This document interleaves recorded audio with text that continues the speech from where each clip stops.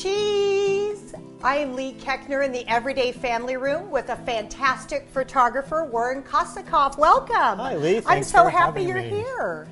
Now, Warren, back in the day when I was a kid, my mother used to just pour a drink and light a cigarette and hope that I remembered my life.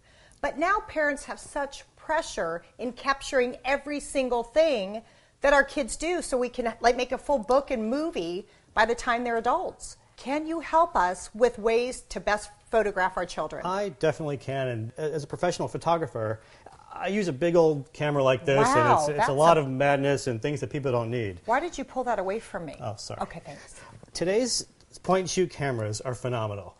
I'm a real big fan of the Canon series of the PowerShot and the Nikon Coolpix. Now they do a that's small great and can job. fit like in your vest, pocket vest. They do everything you need, and you can take great pictures with cameras like this. So I have this one photo that I took of my son, Sergeant, and I want you to tell me how I could have done that better. Have a look-see.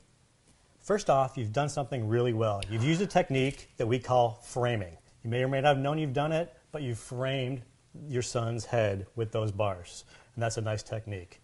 What we could have done to make it a little better is, in this case, the flash is what we call hot. It made everything too bright. The way you fix that is you step back a little bit and then use the zoom to get a little closer, to get the shot a little closer. Oh, but you'll avoid perfect. that blown out look that we call. Otherwise, great shot. So Warren, I heard you had some top tips about taking pictures of our kids. Could you share those, please?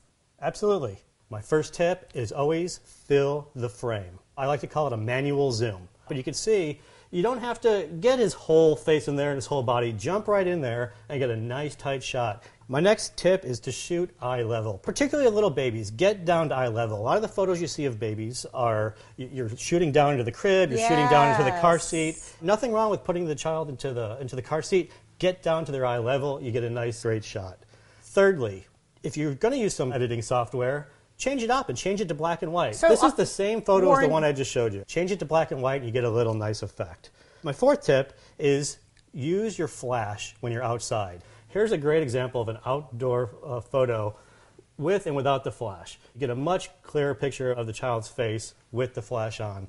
Next, pay attention to your background. What a lot of people do is they don't always pay attention to what's going on in the background. Look at this one. They're so cute. I used my first tip. I filled the frame. I got in tight. I got rid of any background. Those were trees in the background, but I'm in so tight that you're not going to see any trees or limbs coming out. So you took it that close. You didn't crop it. Yeah. I like it. Next, don't be afraid to place the subject off-center. Every picture doesn't have to be with the child in the middle of the photo. Right. In photography terms, we call it rule of thirds. You don't need to mess with that. Just know, put them off to the side, and it looks more artsy, too. Makes it definitely a little more artsy. Next, use props. Kids love to have fun, and if you have props, they're going to have fun with the photos. Now, in this instance, my son decided he likes to play the drums in his diaper with a pail on his head. And he's happy to be having a picture taken of him now because he's doing his crazy thing and might be a little overkill, but don't be afraid to get props. Is he still playing the drums? Occasionally. Okay.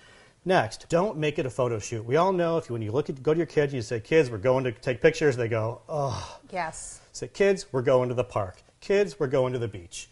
In this instance, we said, let's go out in the backyard and play. We went in, he went into his little tree house, he's happy. Make it fun. Shoot him at play and make it fun. Don't make it a photo shoot. Okay. Next, capture the candids. This is one of my most favorite tips. Stop making your kids look at the camera and say cheese. Every picture you're going to have is a kid with a silly smile looking at the camera saying cheese. Catch them in their intimate moments. This is a great photo. You wonder what he's thinking here. At probably a 2-year-old at the beach looking down at the sand. Oh, that's a great photo. It's beautiful. Lastly, take lots and lots of photos. As a professional, do you think I go out there and take one shot and say I'm done? I take hundreds and hundreds to get one. Don't be afraid. It's digital these days. You're not paying for film. You're not paying for developing. I like that, too, because you can go through and just delete as you go. Delete as you go. And not have to download 100 photos. Speaking of downloading, there's websites like Snapfish. Okay? You can download your photos. You can categorize them. You can easily share them with friends. And they offer great products. You can just move it over, and they'll send you prints that are much cheaper than printing them yourself. I've gotten an email from that where you can just go and view the whole thing. Super easy. I love it. Yeah. There you go. 10 tips for great photos. 10 tips for great photos. I can't wait till my kids get home today so I can start snapping them without making them say cheese. Thank you so much, Warren. If you'd like to find out more about Warren, you can go to everydayfamily.com and check out our show page. Thank you. Thank you for having me. Cheese.